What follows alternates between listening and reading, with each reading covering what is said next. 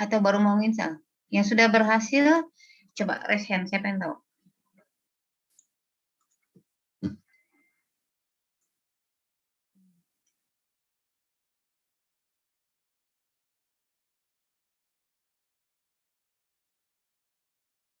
Sudah semua yang raise hand-nya? Oke. Oke.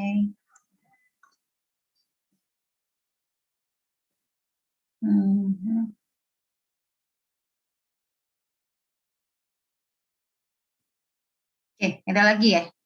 Oh, ada masih.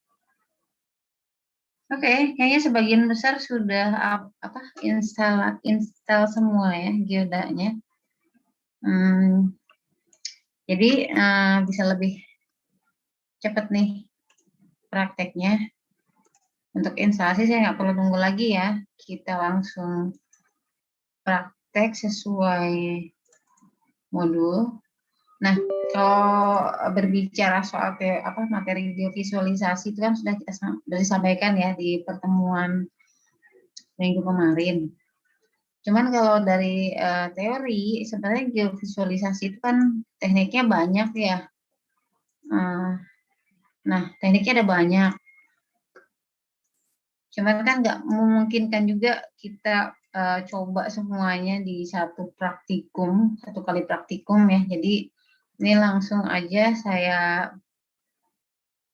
praktekkan di Geoda, yang mungkin agak berbeda dengan yang biasa teman-teman praktekin nih, yang biasanya pakai QGIS, sekarang kita pakai Geoda. Nah, software ini sebetulnya lebih banyak untuk statistik spasial sih, spasial statistik. Tapi karena ini masuk ke materi yang harus disampaikan, ya tetap saya sampaikan, walaupun tidak terlalu detail ya, hanya menggunakan apa yang saya sampaikan hanya untuk clusteringnya aja. Nah, oke, sebelum mungkin kalau di teori nggak terlalu detail, saya akan menerangkan sedikit ya pendahuluannya agar saat praktek itu sedikit paham lah dengan yang dibahas itu apa. Nah, jadi ini data spasial itu kan punya ketergantungan spasial atau spatial dependence dan heterogenitas spasial. Nah, kemarin di teori saya singgung namanya heterogenitas spasial. Artinya setiap wilayah itu punya karakteristik yang berbeda-beda gitu kan, keragaman nilai karakteristiknya. Tapi kalau ngomongin spatial dependence, yaitu ketergantungan antara satu wilayah dengan wilayah-wilayah terdekatnya. Nah, untuk bisa menghitung ketergantungan spasial, nah kita memerlukan yang namanya matriks penimbang spasial. Matriks penimbang spasial itu intinya kita menentukan suatu wilayah dan tetangganya itu siapa. Seperti itu prinsipnya. Wilayah A itu punya tetangga wilayah apa saja.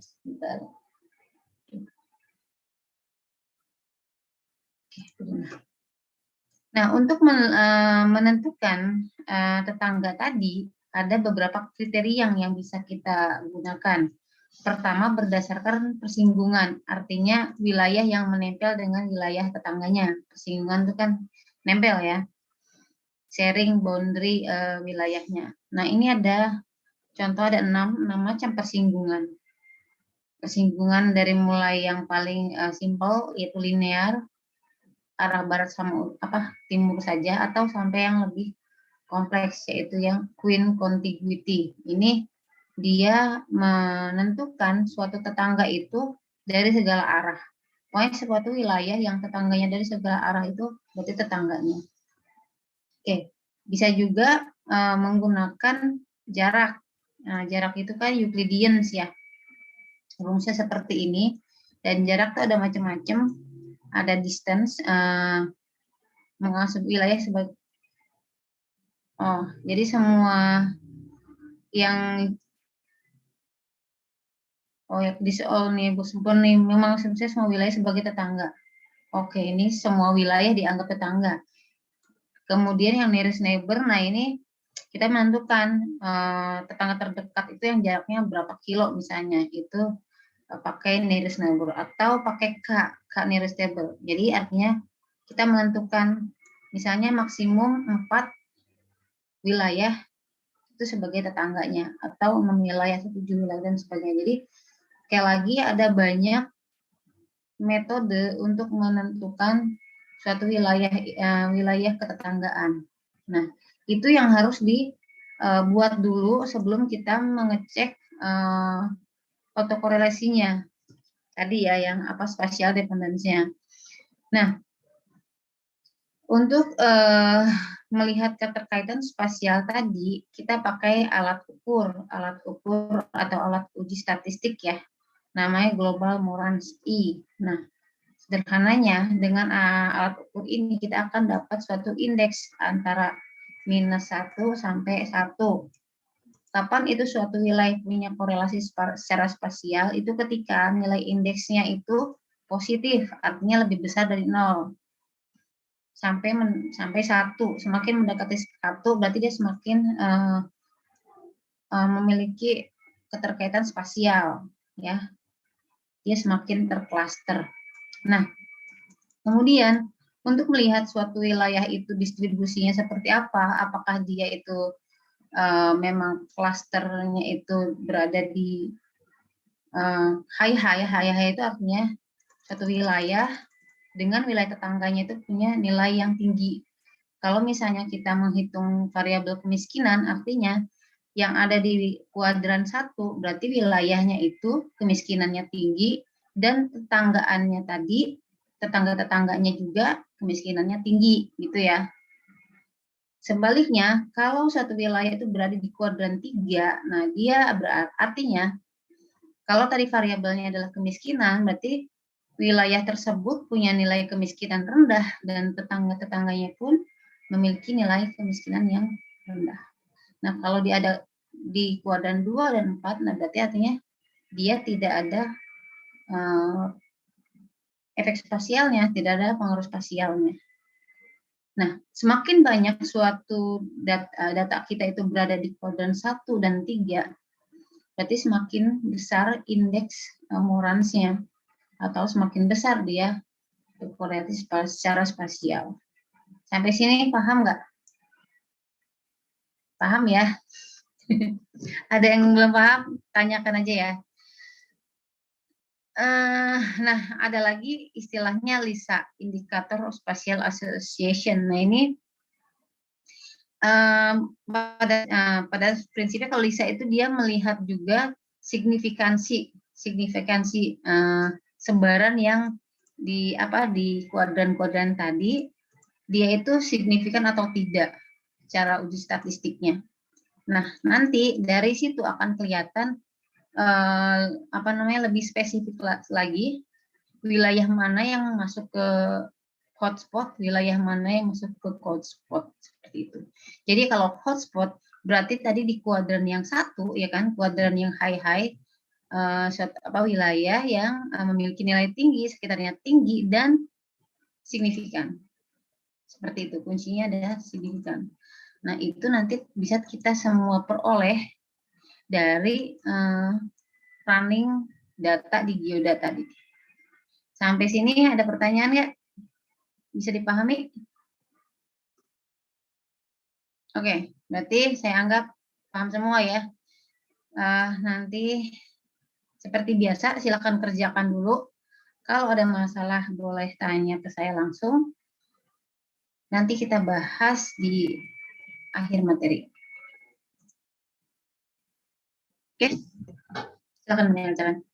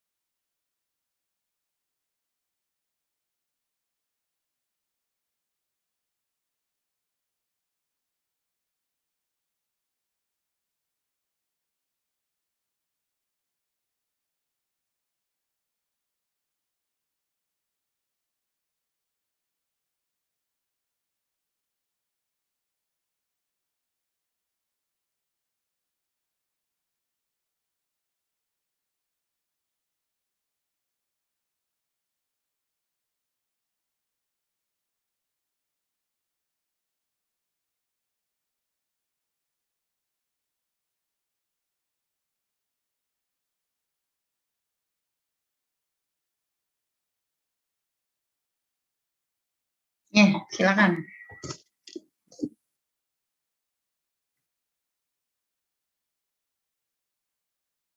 Oke, coba di-share screen.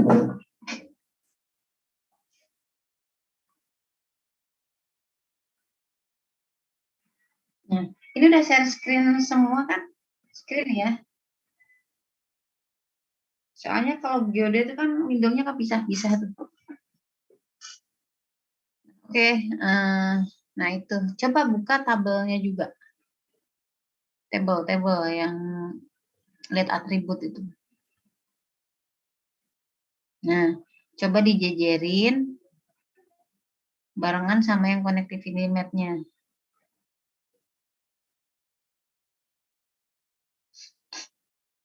Itu yang bawah tuh. Tarik aja ke atas. Nah, itu kan. Kelihatan ya? Oke, sip. Ya.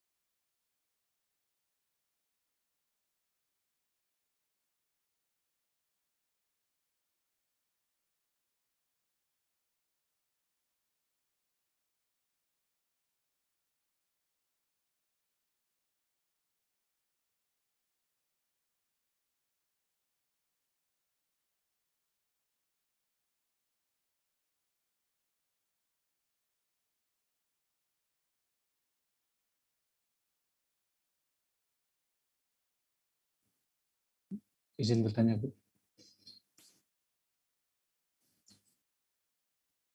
Ya, silakan. Siapa tadi? Saya Bu Rafael. Oke, Rafael. Gimana?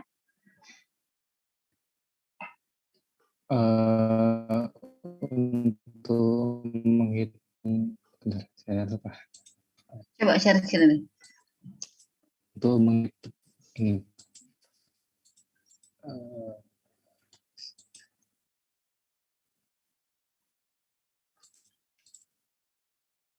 untuk menghitung wilayah yang di kuadran 1 itu apa manual ya, Bu?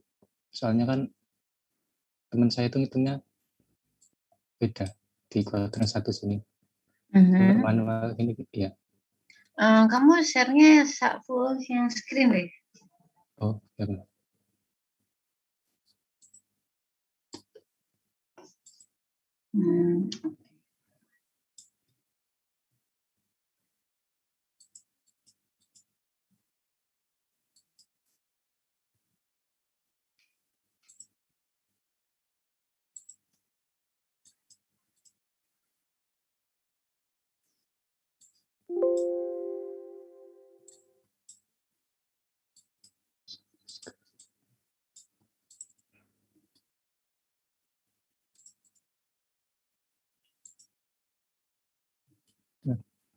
Oke. Nah itu tadi seleksinya gimana? Coba. Saya seleksinya manual pakai apa? Dibikin kotak, Ya, diklik. Misalkan manualnya segini. Nah, segini ya. Oke, terus coba lihat di petanya. Petanya benar. Peta yang itu boleh. Itu ke seleksi juga kan? Iya. Ada nggak info di bawah? Info ini tuh. Ya, Tempat kan? Gimana? Ya. Maksudnya kan teman saya juga nyoba, cuma dapatnya beda kan manualnya gitu. Karena seleksinya itu ya. Ya. Memang apa namanya, di Gilda itu kita nggak bisa ekspor hasil ke file yang baru. Kelemahannya Gilda itu seperti itu. Jadi lebih ke buat eksplorasi sih. Tapi nggak apa-apa. Paling agak di apa namanya, kisaran segitu ya nggak apa-apa. Yang penting tahu maksud saya tuh untuk memperlihatkan cara kita tahu sebaran wilayah yang di kuadran 1, 2, dan seterusnya itu seperti ini. Ngerti nggak? Iya. Ya, saya nggak minta nilai nilai yang benar-benar pas ada di kuadran berapa, tapi yang penting kalian tuh paham sebaran dari setiap kuadran itu merujuk ke wilayah itu seperti apa, gitu ya. Kan dari sini bisa ketahuan bahwa wilayah-wilayah yang terseleksi itu kan ada di kuadran 1. Artinya karena ini data populasi ya, berarti di desa ini adalah desa-desa yang populasinya tinggi, yang jumlah penduduknya tinggi, dan wilayah tetangganya juga tinggi. Nah, makanya dia berada di kuadran 1 ini tadi. Sebarannya seperti apa? Nah, sebarannya kelihatan nih di peta seperti itu. Paham ya maksudnya ya, tapi ya? Oke. Baik, masih. Oke. Ada pertanyaan lagi nggak? Yang lain? Bisa ya? Saya harap praktikum itu nggak hanya benar-benar ngikutin alur tahapan yang ada di modul aja, tapi ngerti juga ini tuh maksudnya tuh untuk apa gitu ya. Tujuan praktikum kan seperti itu. Teorinya udah, terus contoh penerapan di praktikumnya seperti apa. Jadi harapannya tuh antara teori sama praktikum tuh saling melengkapi, pemahamannya dapat, terus teknis penggunaannya juga dapat gitu ya. Jadi kalau nggak ada yang nggak paham, silakan ditanyakan. Namun memang kalau yang untuk hari ini, karena sebenarnya kan materi yang pakai geoda itu penggunanya sih lebih ke spasial statistik tadi. Cuman untuk teman-teman KS, kita nggak akan ngebahas statistiknya lebih detail, hanya lebih ke visualisasinya, kemudian model kelas menganalisis secara clustering itu seperti apa, itu aja, nggak sampai hitung-hitung statistiknya, nggak perlu. Oke, silakan dilanjut ya. Nanti saya cek lagi. Kira-kira 2:30 udah selesai semua belum ya? Oke, 2:30 saya cek lagi ya.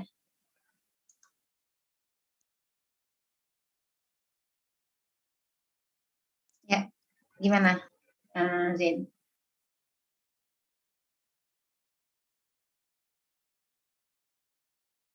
Oke, coba di share screen.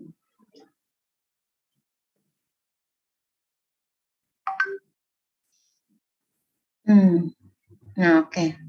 Tadi kan coba yang klasternya keluarin, yang signifikan, yang lisanya dulu ditampilin.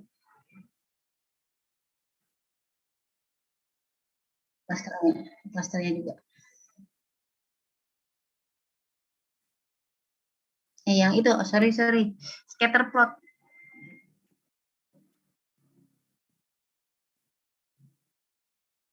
Nah, oke. Tadi kan teman-teman udah saya ulang soal scatter plot ulang scatter plot ini ya. Jadi kan sebaran wilayah ini ke Kabupaten Nganjuk ya. Sebaran wilayah Kabupaten Nganjuk itu yang variabelnya adalah jumlah penduduk. Di Moran scatter plot itu kan kelihatan tuh titik-titiknya ya. Titik-titik itu kan mewakili wilayah desanya itu ada di kuadran berapa. Kuadran itu kan dari atas kanan ke kiri itu 1, 2, 3, 4 seperti yang ada di modul. Kalau dia berada di kuadran nomor 1, yaitu kanan atas, artinya wilayah desa tersebut memiliki jumlah penduduk yang tinggi dan tetangganya juga jumlah penduduknya tinggi, gitu ya. Kan sebelumnya kan step sebelumnya kita membuat suatu weight, ya kan? Weight itu apa? Weight itu menentukan weight apa namanya? Ya, weight apa sih? Ya weight, pokoknya weight untuk setiap wilayah ya kan. Artinya gini, misalnya satu kabupaten A, dia punya tetangga siapa saja. Nah, nanti tetangganya itu tuh akan diberi beban weight yang ada weight-nya, sedangkan yang wilayah yang bukan tetangga itu tidak ada weight. Yang ngerti nggak, paham nggak? Ngerti ya? Nah, itu kan kita sudah buat tadi ya di tahap pertama. Itu yang akan menentukan, weight itulah yang akan menentukan wilayah tadi itu ada di kuadran yang mana. Nah, kalau kita lihat angkanya itu kan 0,7 ya. Kalau sesuai teori tadi, indeks Moran itu kan nilainya itu rentangnya -1 sampai 1. Kalau dia punya korelasinya positif, artinya semakin mendekati 1, 0 sampai 1, berarti harusnya sebaran wilayahnya itu ada di kuadran pertama, kanan atas, sama di kuadran ketiga, kiri bawah ya. Bedanya apa? Yang kanan atas kuadran pertama itu tadi wilayah yang populasi benar ya? Populasinya tinggi, tetangganya juga tinggi. Sebaliknya untuk kuadran yang ketiga yang di kiri bawah itu tuh wilayah yang populasinya rendah, tetangganya juga rendah. Nah, itu ya. Oke, selanjutnya beralih ke signifikan. Jadi kan sebenarnya ada alat uji lagi, ada alat uji statistik lagi. LISA namanya. Memang saya nggak taruh di modul juga. Jadi untuk menghitung dari cluster map tadi, sebaran di kuadran tadi, yang signifikan itu wilayah mana aja, ya kan? signifikansi apa atau kita kan kenalnya p-value ya kalau di uji statistik ya kan. Ada yang 0,05, ada 0,1. Nah, di sini ada 0,01 nih. Taraf signifikansinya kan beda-beda. Nah, dia coba kasih dipetakan sama dia. Yang signifikansinya 0,05 itu yang warnanya hijau muda. Itu sebarannya yang mana aja kan kelihatan ya. Seterusnya. Itu nanti lebih ke analisis statistik sih, kita mau pakai p-value yang mana. Nah, kemudian terus beralih ke yang LISA cluster map tadi. Nah, di sini dipetakan lagi 4 kategori nih, high, low, high, low. Ini apa? Ini adalah dari wilayah-wilayah yang tersebar di 4 kuadran tadi, ditambah peta signifikansi yang dihasilkan. Nah, maka dapatlah peta LISA. Artinya apa? Misalnya, yang ada di high. High itu artinya wilayah-wilayah yang berada di kuadran 1, yaitu wilayah yang populasinya tinggi, tetangganya tinggi, dan hasil uji LISA-nya itu signifikan. Makanya diwarnain merah. Oke ya. Sebaliknya yang low juga sama. Tadi yang di kuadran berapa tadi? 3 ya. Yaitu wilayah yang populasinya rendah, kemudian tetangganya juga rendah, dan hasil uji LISA-nya juga signifikan. Makanya dia dipetakan warna biru.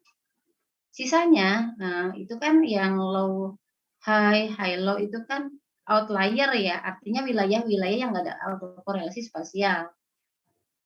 Dan ada yang tidak signifikan, jadi secara statistik itu tidak signifikan. Seperti itu. Gimana Zen? Bisa dipahami nggak?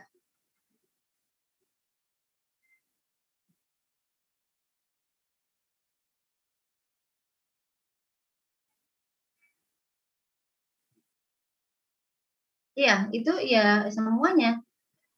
Kan tadi yang ada di kuadran 3 atau low, ya kan?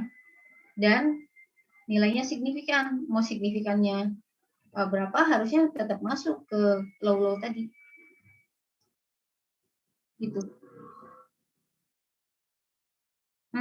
Signifikan. Karena kan kalau signifikannya berapa itu kan tergantung si peneliti kan. Peneliti kita mau yakin dengan nilai p-value berapa, yang menentukan kan kita, bukan. Kalau kita merasa yakin, mungkin kita ambil p-value 0,05 atau 0,01, itu balik lagi ke confidence-nya kita kan, untuk menentukan berapa nilai p-value yang kita tentukan. Oke.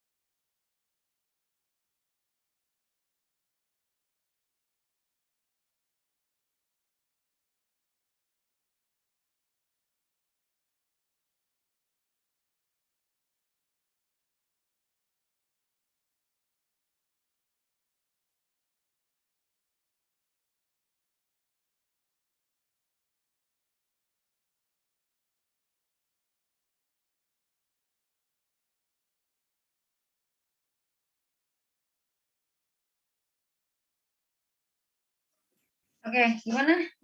Udah selesai? Coba share, Adelina ada? Iya, Bu. Coba share deh.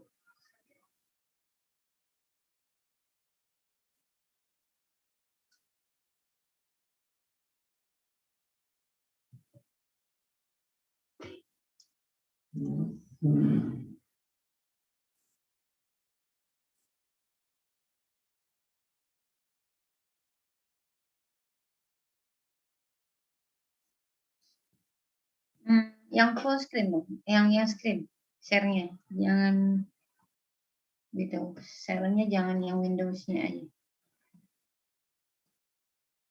Itu sudah full screen ya? Oke. Berarti udah sampai yang penugasan ya? Udah selesai belum, Del? Sudah, Bu. Bu, izin memastikan Ya. yang dimaksud dengan penugasan 2 kan luas lahan sawah. Itu berarti AC10 bukan, Bu? Persentase. Lihatnya di mana coba yang atribut.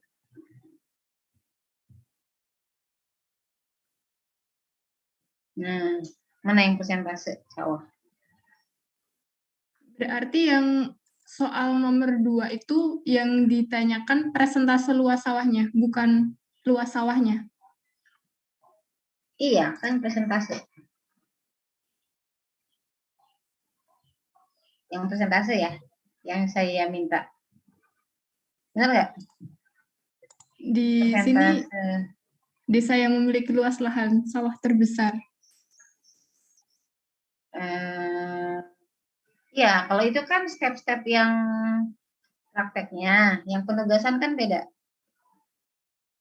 Nah, iya Bu, yang penugasan persentase, yang 2 ini berarti. Oh, yang itu kalau yang itu sih sesuai yang kalau misalnya lahan sawah terbesar kan berarti yang area dong ya, area sawahnya bukan persentasenya, luasnya. Ya nggak?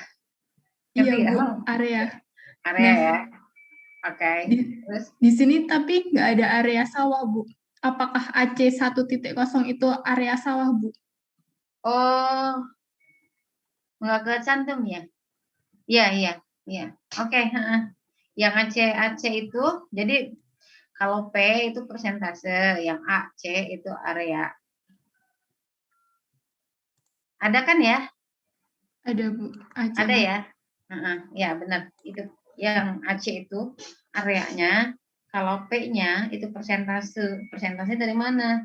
Dari AC atau luasnya dibagi luas desa tersebut. Makanya dapat persentase. Artinya kalau misalnya P10 persentase luas sawah terhadap luas desa. Gitu cara bacanya. Oke ya. Coba itu ditutup. Saya mau lihat yang hasilnya gimana. Hasil dari 3, coba scatter plotnya dibuka. Terus signifikan sama petanya juga. Nggak usah signifikan, nggak usah. Petanya aja, peta sama lisanya. Petanya, video petanya sama lisanya.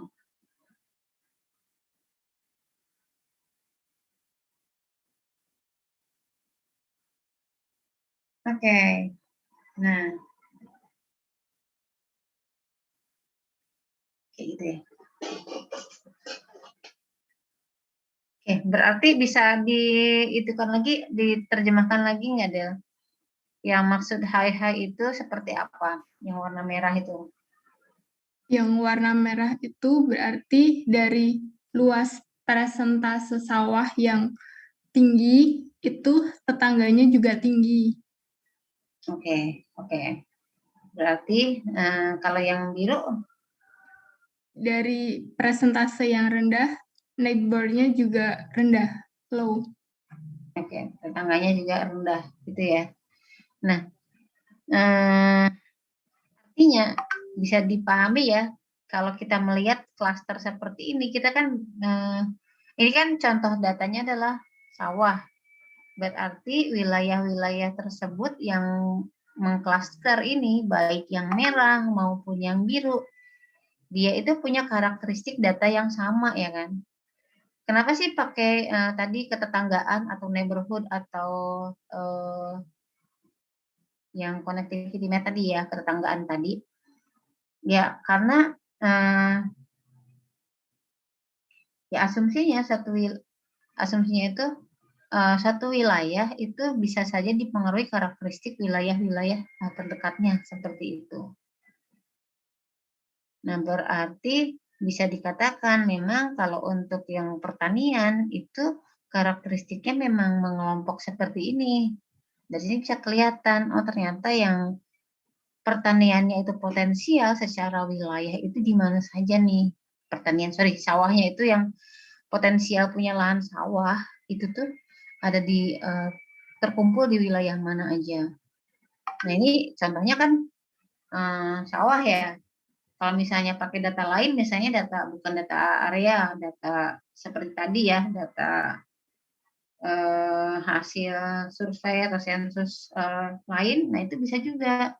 Misalnya data kemiskinan, nah itu akan menarik ketika terjadinya suatu pengelompokan seperti ini. Kemiskinan misalnya dia mengelompok data yang tinggi, sekitarnya tinggi. Nah itu kan akan menimbulkan suatu pertanyaan, ya kan? Pertanyaan. Mengapa ada pengelompokan seperti itu untuk data kemiskinan? Nah itu pertanyaan tersebutlah yang menjadikan dasar kita akan meneliti kira-kira apakah karakteristik yang mempengaruhi angka kemiskinan di daerah tersebut itu saling berhubungan gitu loh secara wilayah. Nah itu bisa diteliti menggunakan dengan penelitian yang lebih lanjut. Contohnya misalnya dengan analisis regresi tapi menggunakan pendekatan spasial kayak gitu ya. Gimana? Paham kan maksudnya dari praktikum hari ini? Tujuannya itu untuk melihat apa? Ada yang masih bingung? Oke. Saya harap paham semua. Kalau bisa menjawab jadi yang sekali lagi harapannya dari praktek ini nggak hanya tahu atau bisa menjalankan ngikutin modul yang ada, tapi saya harap paham juga filosofinya itu apa sih ya yang mau disampaikan dari modul tersebut, kayak gitu ya. Oke teman-teman, kalau nggak ada pertanyaan lagi, dan kayaknya juga kalau ngelihat Adel juga udah selesai ya, kayaknya yang lain udah selesai sih. Jadi kita bisa akhiri saja praktikum hari ini. Oke? Kita ketemu lagi minggu depan berarti terakhir ya, pertemuan terakhir ya, sebelum ujian akhir. Ujian akhir kemungkinan besar sama dengan UTS ya, dalam bentuk ujian tertulis seperti biasa, terstruktur. Jadi dipersiapkan materinya dipelajari lagi. Oke, terima kasih semuanya. Adel, terima kasih. Silakan di stop share screen-nya. Terima kasih, Bu. Nah, oke, untuk menutup pertemuan, silakan Farhan berdoa dulu. Baik, teman-teman, untuk menutup pertemuan pada sore hari ini, marilah kita berdoa terlebih dahulu. Berdoa dipersilakan.